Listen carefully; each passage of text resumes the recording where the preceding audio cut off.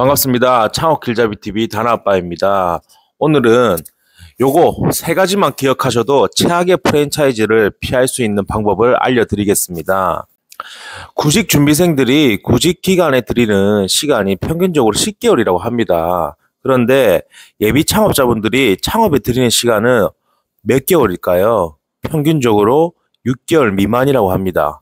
그런데 이 6개월을 준비해서 우리가 과연 성공할 수 있을까요? 물론 6개월이라는 시간을 허투루 쓰지 않고 철두철미하게 준비한다면 성공할 수도 있을 겁니다.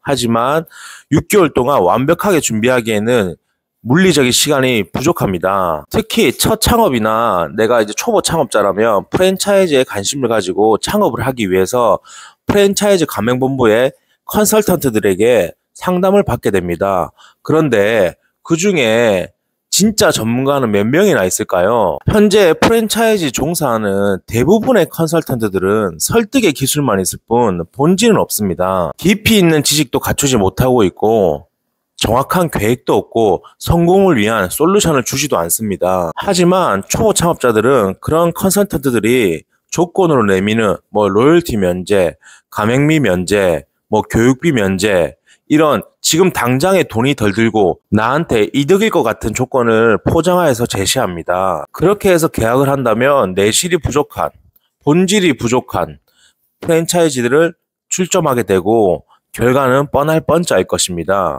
정확하게 우리가 프랜차이즈들을 선택하기 위해서는 정보와 지식이 필요한데 이것은 당연히 조사와 꼼꼼한 공부가 필요합니다. 우리가 이런 프랜차이즈들을 걸러낼 수만 있어도 내가 그냥 프랜차이즈를 하더라도 안전한 창업을 할 수 있습니다. 우리가 좋은 프랜차이즈들을 선택하는 것도 중요하지만 가장 먼저 염두해야 할 것은 좋지 않은 프랜차이즈들을 걸러내는 것입니다. 그렇다면 좋지 않은 프랜차이즈들을 어떻게 걸러낼까요? 첫 번째, 가맹점 수가 줄고 있는 프랜차이즈입니다. 가맹점 수가 줄고 있는 프랜차이즈는 엄청난 위험 부담이 있습니다. 프랜차이즈를 선택할 때는 정보 공개서를 꼼꼼하게 보고 최근 3년간의 경영 실태를 정확하게 파악해야 됩니다. 내가 지금 알아보고 있는 프랜차이즈가 가맹점 수가 감소세에 들어섰다면 조금 더 신중하셔야 되고 무엇보다 좋은 프랜차이즈라면 폐점이 많을 이유가 없습니다. 즉, 이 말은 이 브랜드가 현재 고객에게 외면받고 있거나 문제가 많을 확률이 높다는 것입니다. 그래도 내가 이 프랜차이즈 꽂혀서 하고 싶다면은 폐점의 배경이 무엇인지 정확하게 파악을 하고 그에 대한 대책이 있는지 합당한 답변이 있는지 물어볼 필요가 있습니다. 두 번째, 메뉴 개발을 하지 않는 프랜차이즈입니다. 우리가 롯데리아, 맥도날드, 스타벅스 이런 대형 프랜차이즈들만 봐도 히트를 치든 치지 못하든 분기별로 신메뉴가 나오고 있고 그러다가 하나가 히트를 치면 전체적인 매출을 이끌어주고 한번 이탈된 고객들을 다시 한 번이라도 방문하게 하는 등 지속적으로 고객들을 계속 유입시킬 수 있는 기틀이 되기 때문에 메뉴 개발은 상당히 중요합니다. 메뉴 개발이 상당히 중요한데 내가 관심 있는 프랜차이즈가 메뉴 개발 전문 R&D 팀이 있지는 않더라도 적절한 메뉴 개발팀조차 없는 프랜차이즈와 계약을 맺는다는 것은 상당히 위험한 일입니다. 잘 되는 브랜드들을 보면 분기별로 최소한 6개월에 한 번씩은 신메뉴가 나옵니다. 그리고 그 브랜드가 광고를 하더라도 가맹점 모집 광고보다는 메뉴 중심의 광고를 하고 있습니다. 그 이유는 굳이 돈을 써서 가맹점 모집 광고를 하지 않아도 창업에 관심 있는 사람들이 많기 때문입니다. 앞에서 말씀드렸듯이 이런 대기업들도 메뉴 개발에 비용과 시간을 쏟고 있는데 내가 관심 있는 프랜차이즈가 대기업이 아니라 중소기업임에도 불구하고 메뉴 개발에 투자를 하지 않는다면 안 하는 게 낫습니다. 즉, 매장의 오픈과 가맹점 모집에만 관심이 있고 메뉴 개발에 관심이 없는 프랜차이즈라면 꼭 피하시길 바라겠습니다. 세 번째, 가맹비, 로열티, 교육비 면제 이런 문구가 있는 프랜차이즈들은 피하시길 바라겠습니다. 이런 문구는 특히 초보 창업자분들에게 눈에 띌 수밖에 없습니다. 그런데 이 문구가 얼마나 큰 의미를 내포하고 있는지 생각하지 못하는 경우가 많습니다. 조금만 생각해봐도 프랜차이즈는 기업이고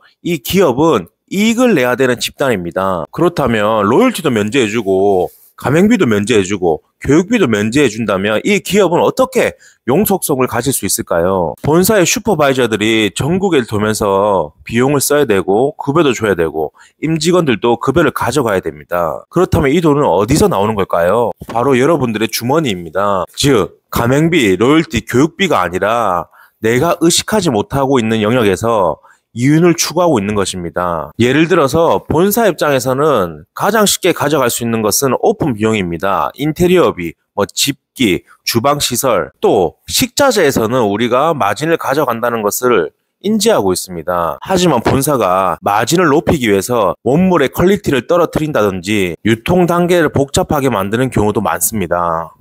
기업이란 결국은 이익을 내야 되는 집단입니다. 이 무료라는 두 글자에 현혹되지 마시고 본질을 보시길 바라겠습니다. 물론 가맹점 수가 좀 줄어들어도 메뉴 개발에 크게 힘쓰지 않아도 또 로열티나 가맹비, 교육비를 받지 않더라도 좋은 브랜드들이 있을 수 있습니다. 하지만 제가 말씀드린 이 세 가지 방법은 좋은 프랜차이즈들을 고르는 방법이 아니라 최악의 프랜차이즈들을 걸러내는 최소한의 안전장치라는 것입니다. 이 세 가지 조건을 모두 만족한다고 하더라도 성공한다는 보장은 없습니다. 하지만 이 세 가지 조건에 만족을 한다면 아무런 이유 없이 망하지는 않을 것입니다. 저도 예전 영상에서 말씀드렸듯이 저도 프랜차이즈를 해본 적이 있습니다. 제가 운영을 잘 못한 부분도 있지만 본사의 마진율이 너무 낮게 책정되어서 몸은 몸대로 힘들고 돈은 돈대로 안 되는 그런 상황이 와서 너무 힘이 들었습니다. 이런 경험을 여러분들은 하지 않았으면 하는 마음에 영상을 제작하게 되었습니다. 한 분이라도 도움이 되셨다면 정말 좋겠습니다. 그리고 제 채널이 신생 채널이라 다시 찾아오시려면 빙빙 돌아서 와야 됩니다. 구독과 좋아요 꼭 부탁드리겠습니다. 감사합니다.